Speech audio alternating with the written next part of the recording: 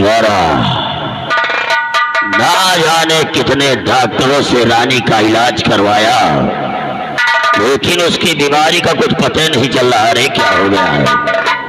हम कल आए बिट्टी बीमारी वही अंधेरे उंधेरे वाली आए। यह साले कौन बीमारी है? वही नहरिया दोपहरिया वाली। अबे साले पागल, ये बीमारी कौन है? वही धुंधुरके वाली, हवा बयार का चक्कर, हवा बयार। गुरुदेव, आप सुबह सुबह हमारे महल में? राजन, आपका नाम सुनकर आया हूँ।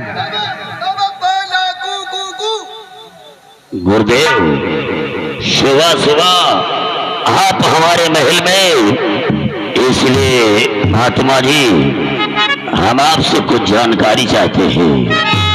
सुनो महात्मा जी कि हम क्या पूछना चाहते हैं।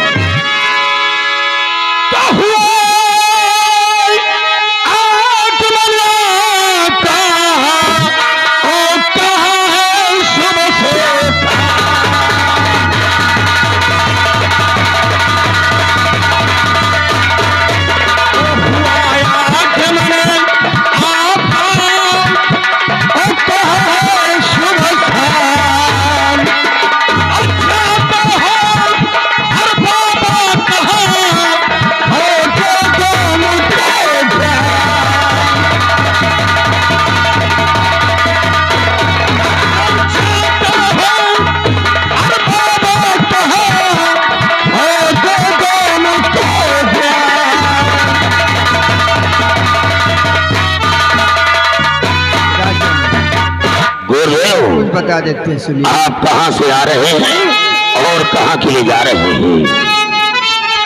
और धर्म की नगरी काशीपुरी है मेरा सुबह से।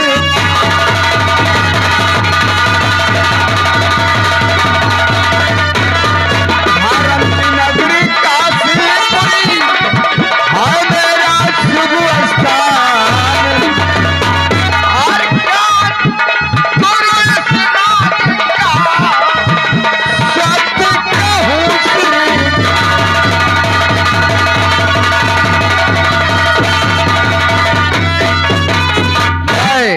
काशी का रहने वाला हूँ और राज घराने का बहुत पुराना गुरु हूँ। छोड़वा, ये महात्मा जी काशी के पास ही आए। काशी के पास ही नहीं, काशी के निवासी है, यानी कि काशी के रहने वाले हैं। और गुरुदेव, आप बता रहे हैं कि इस राज घराने से, इस राजमहल से आपका पुराना ताल्लुक? बहुत पुराना। इसका मतलब कि आज पहली बार नहीं, इसके पहले भी आया करते? बात आते जाते थे, ये पैदा नहीं हुआ था। तो हमें क्या मालूम है? छोड़वा, महात्मा जी इतनी दूर से आए हैं, तो इनके लिए कुछ खाने पीने की व्यवस्था किया जाए। अब महात्मा जी बड़ी दूर से आए हैं, इतनी जल्दी कोनो चीज का प्रबंध हो ही न पाई। क्यों नहीं हो पाएगा? और कहो बाबा बड़े गरम गरम बढ़िया खिचड़ी बनवा दे। क्या बनाओगे? खिचड़ी। अबे साले अकल के अंधे, उसे गरम गरम खिचड़ी बोलते हैं। और मान लो खाना पीना बाद में हो जाए, पहले नाश्ता पानी प्रबंध कर देता। अरे अगर नाश्ता पहले हो जाए तो इससे ज्यादा छोड़ क्या होगा? बाबा अंडा खाई हो? अबे साले महात्मा जी अंडा खाएंगे? हमारे गांव बगल में एक बाबा रहा था, 2-4 अंडा रोज खाते हुआ। तो वो साले तेरे गांव वाला बाबा साला घोरी होगा। अब बाबा कहो इतनी दूर से आए हैं, कहो नहा धो के होमो गियार करें। अरे साधु संत महात्मा है, ये पहले स्नान करेंगे, पूजा पाठ करेंगे, तब कहीं जलपान करेंगे। होम वगैरह के सामग्री इकट्ठा करी। वो पूजा करने वाली? हाँ, पूजा करे सामग्री इकट्ठा कर ले। अरे वो तो इकट्ठे करना पड़ेगा। वही जाई फिर जाई तपौना करे लेता ही जाए। क्या चीज? महुआली दारू। गुरुदेव, आपके खाने पीने की व्यवस्था हो रही है, लेकिन अगर आपके पास इसलिए कि सुबह का वक्त है, आपके स्नान करने का समय भी हो गया है। अगर 2 मिनट का समय हो तो एक छोटी सी जानकारी और है। महात्मा जी, एक हमारी बेटी है जिसका नाम रानी है। वो काफी दिन पहले जंगल में शिकार खेलने गई थी और जब से शिकार खेल करके आई है उसे ना जाने क्या हो गया है। ना खाती है, ना पीती है, ना सोती है और उसका दिमाग हमेशा उलझन में रहता है।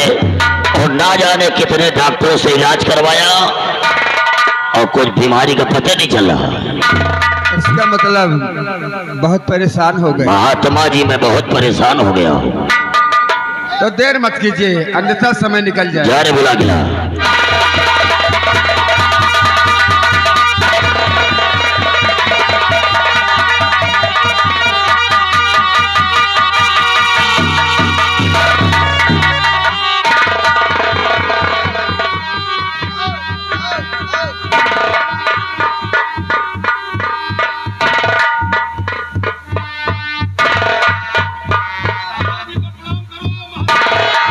आयुष्मान भव।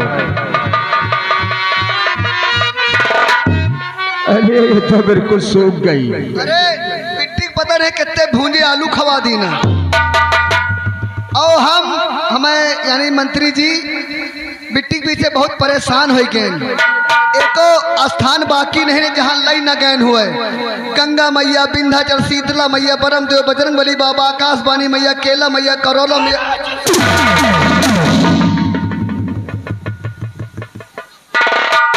चलो ठीक है, देख लेते हैं। गुरुदेव, हम कल आज मिट्टी बीमारी हुई, अंधेरे उंधेरे वाली आए। ये कौन बीमारी? वही नहरिया दोपहरिया वाली। अरे तू हम जाने तो का।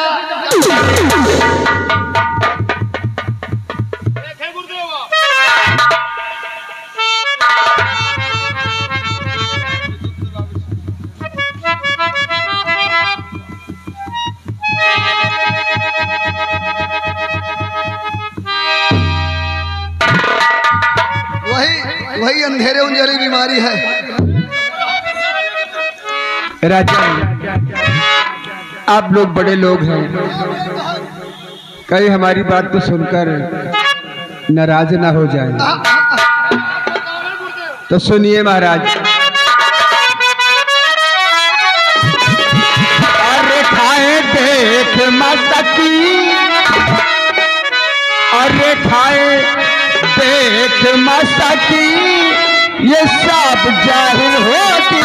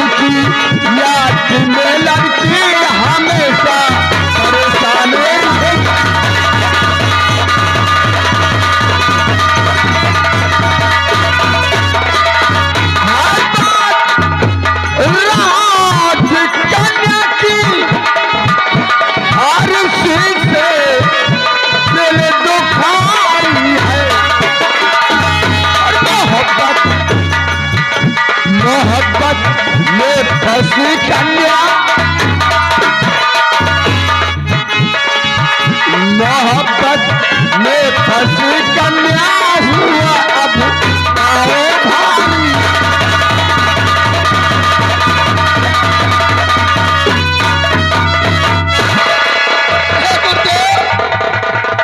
अरे गुरुदेव, या पाँव भारी का मतलब का भा? नहीं समझे। हमारे बिट्टी के 2 पाँव तो बराबर है। रह गए बुद्धू का बुद्धू। काहे? छोटुआ, इसके पेट में बच्चा है। पेट में लड़का है?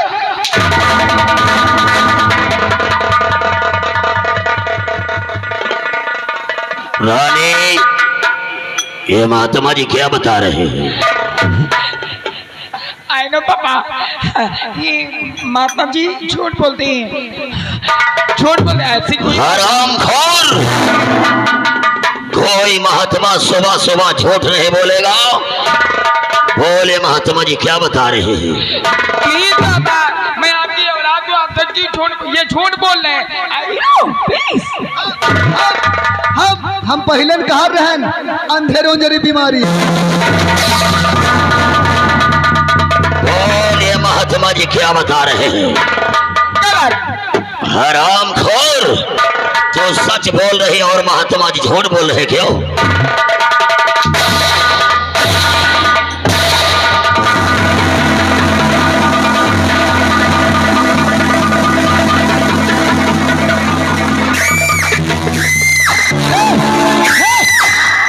महिला गया का?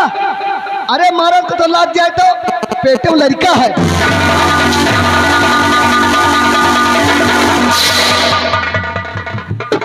हरामखोर, आज से तो हमारे लिए मर गई है।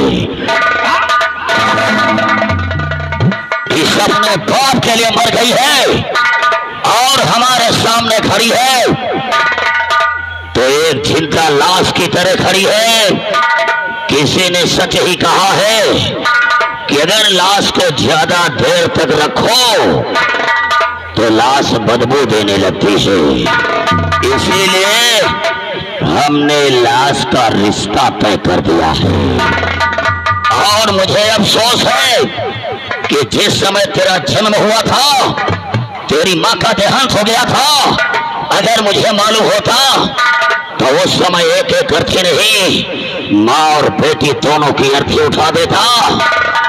लेकिन कोई बात नहीं है, आज मैं तेरी अर्थी उठाऊंगा।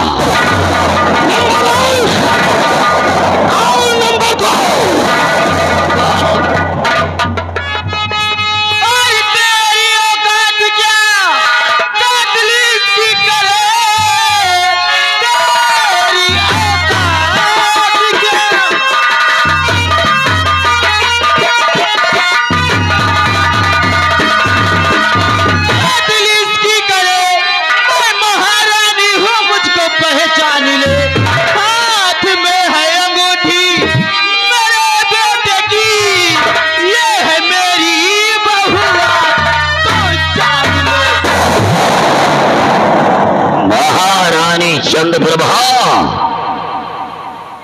बहुत दिनों के बाद महल की याद आई है। वो दिन याद कर, उस समय तो तू जवानी की उमंग में थी, आज तो तेरा चेहरा ही बिगड़ गया है। वो दिन याद कर जब तेरे ही महल से तुझे 4 लात मार के निकाला था, और आज इस महल से ना गई तो मां कसम इस महल से तुम्हारी लाश निकालूंगा। साले पागल बुढ़िया, तेरे तो सिर्फ 2 बेटे थे।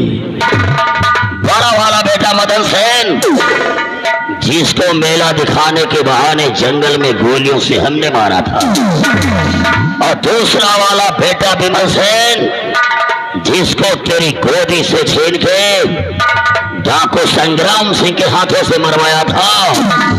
तो यह साला तीसरा धरती पुत्र कहां से आ गया? जालिम सिंह, अरे तुझे जितना तड़पना है तड़प ले, और जितना गरजना है गरज ले। अब तेरे बाप का घड़ा भर चुका है और चंद मिनटों में ही फूटने वाला है। आज वही दोनों बेटे, आज मेरे वही दोनों बेटे तेरी मौत बन करके आएंगे।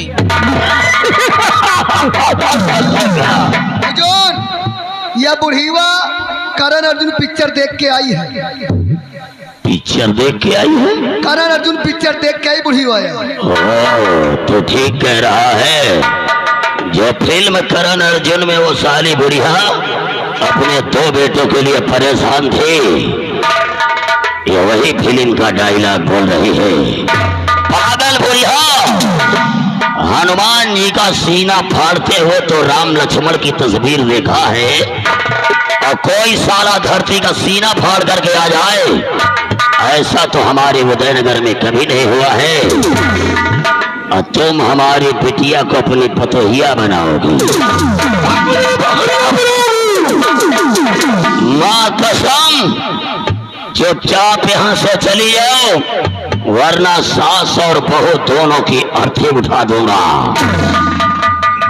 मैं नहीं जाऊंगी, चला गोली, अगर तुम्हें गोली ही चलाना है तो ठीक है, हम तुम्हारी भी इच्छा पूरी कर दे रहे हैं और तेरे पति महाराज उदय सेन के पास तुझे भी पहुंचा दे रहे हैं।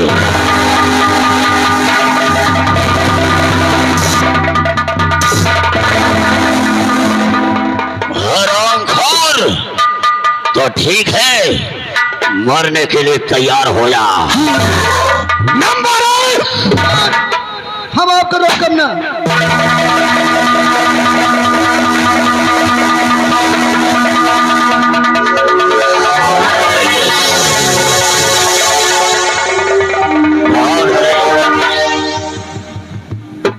जालिम सिंह, अब हमारी बात तो सुनो ध्यान से। क्या हुआ? गुरु राज का सेनापति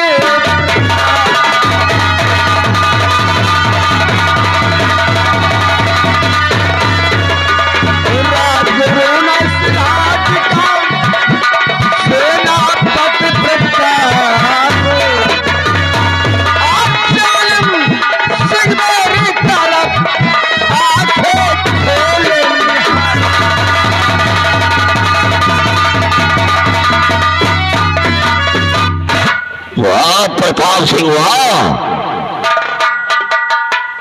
अच्छी नौटंकी कर लेते हो क्यों? कभी वर्दी के भेष में तो कभी बाबा के भेष में। आज तुझे इस भेष में देख के एक मुझे कहावत याद आ गई है कि जंगल न होते तो मोर कहाँ छिपते, और ये साधु न होते तो चोर कहाँ छिपते। प्रताप सिंह, अगर मुझे मालूम हो जाता कि तू साले बाबा नहीं ढोंगी है तो गंगा कसम यहीं पर तुम्हारा कब्रिस्तान बना दूंगा। कब्रिस्तान तो क्या बनाएगा? कब्रिस्तान तो मैं बनाऊंगा। लेकिन प्रताप सिंह, तो अपने बेटे को लेकर के नदी में बहा जा रहा था और हमने अपनी आंखों से बहते हुए देखा, लेकिन तू जिंदा कैसे बच गया? जालिम सिंह, जाको राखे साइया, मार सके न कोई, बाल न बाका कर सके, चाहे चक पैरी सब होए। जिस बेटे को लेकर मैं गंगा नदी में कूद गया था, वो हमारा बेटा नहीं था। कौन था वो हमारे सम्राट उदय सेन का छोटा बेटा कुंवर विमल सेन है, जो कि आप जिस बेटे को तूने गंगा तट पे पियावान जंगल में गोलियों से शैली बनाया था, वही बेटा। और जाओ देखो, दोनों बच्चों के दाहिने हाथ में त्रिशूल का निशान बना हुआ है। इस बात को तू जानता है और मैं भी जानता हूँ, और राज का हर कर्मचारी जानता है। लेकिन प्रताप सिंह, तेरा बेटा क्या हो गया था? जालिम सिंह, तूने डाकू संग्राम सिंह से मिलकर हमारे सम्राट का खून भोले शंकर के दरबार में करवाया था। करवाया है, लेकिन हमारी पत्नी दुर्गावती, वो भी भोले शंकर की बहुत बड़ी पुजारी थी। जब वो भोले शंकर के दरबार पहुंची तो देखा कि महाराज का खून हो गया। उससे देखा न गया, उससे रहा न गया। वो वहां से भागते भागते तेरे बंगले के पीछे से निकली, जहां जालिम सिंह तू और तेरा दोस्त डाकू संग्राम सिंह आपस में मशवरा बना रहे थे छोटे बेटे कुंवर विमल सेन को मार डालने की। इस बात को हमारी पत्नी दुर्गावती ने सुना। वो भागते भागते राजमहल पहुंची और राजमाता से सारी बातें बताया, और राजमाता का तो खुद से देखा न गया। तो जानते क्या किया? अपने बेटे को राजमाता की गोद में डाल दिया। और राजमाता के बेटे कुंवर विमल सेन को अपनी बस कर प्रताप सिंह, बस कर। आज तेरी कहानी सुनकर के मुझे बहुत बड़ा अफसोस हो रहा है कि एक तरफ तो और तेरी पत्नी दुर्गावती महाराज के बेटे को बचाने के लिए अपने बेटे का बलिदान करा दिया, और एक तरफ मैं कितना बड़ा लालची कि इस खजाने की लालच में आकर के, इस राज की लालच में आकर के दो परिवारों के साथ कितना बड़ा अन्याय किया, और दोनों परिवार के लोग आज भी जिंदा है। प्रताप सिंह, किसी ने सच ही कहा है कि जैसी करनी वैसा फल, और आज नहीं तो निश्चय कल। इसीलिए बुजुर्ग लोग कहा करते हैं कि दूसरे की धन दौलत को देख करके लालच नहीं करनी चाहिए, और जो खजाने और राज की लालच में आकर मुझसे गलतियां हो गई हैं, उन गलतियों की हम तो क्षमा चाहते हैं। दोनों परिवार को एक तिनके की तरह से बिखेर दिया, सब कुछ बर्बाद कर दिया। बात कर दूं प्रताप सिंह, साले पटक पटक कर मारू। प्रताप सिंह, अगर सुबह का भोला शाम को भरा जाए तो उसे भोला नहीं कहा करते हैं। जालिम सिंह, और दुष्टता करने के तुझको और फल टकाना।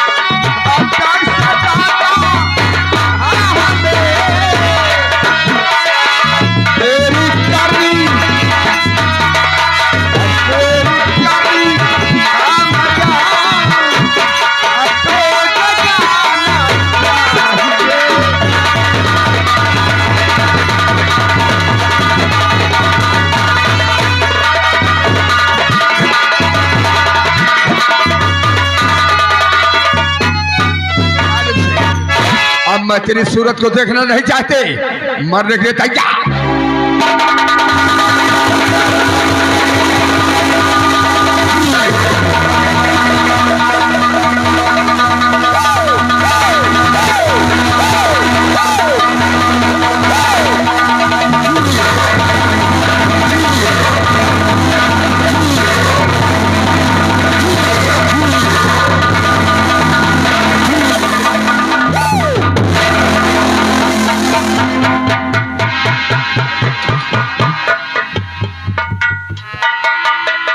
राजमाता, आज मैंने अपनी प्रतिज्ञा को पूरा कर दिया है।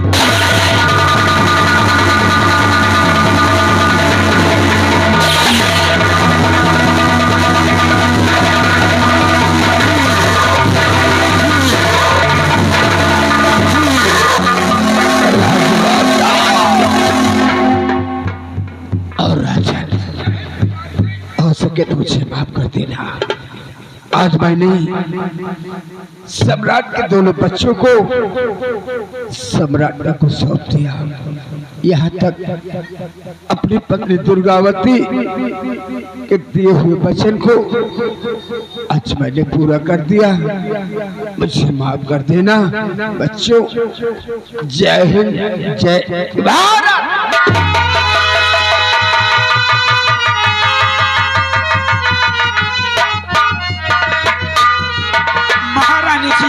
जी महाराज जी, जिस तरह से सेनापति प्रताप सिंह की पत्नी दुर्गावती ने तुम्हारे छोटे बेटे विमल सेन को बचाने के लिए अपने बेटे का बलिदान करा दिया। वैसे ही सेनापति प्रताप सिंह ने आपके बड़े बेटे मदन सेन को बचाने के लिए जालिम सिंह के रिवॉल्वर की सारी गोलियां अपने सीने पर उतार ली। क्यों नहीं महाराज जी?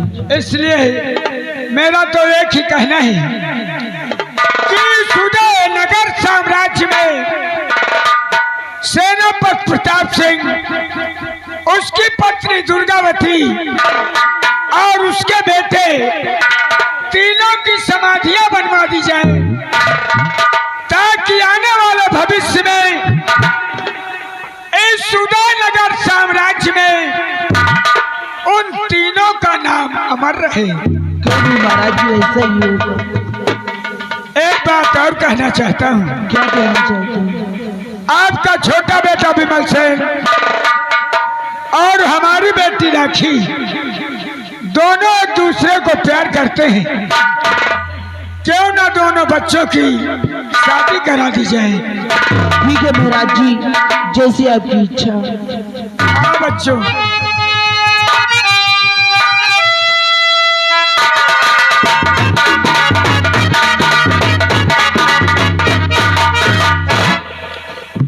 महारानी जी, महामंत्री जालिम सिंह की बेटी रानी, आपका बड़ा बेटा मदन सेन, दोनों एक दूसरे को चाहते हैं। इन दोनों बच्चों को भी एक अटूट बंधन में बांध दिया जाए और ये शुभ कार्य आप अपने हाथों से संपन्न करें। ठीक है महाराज जी।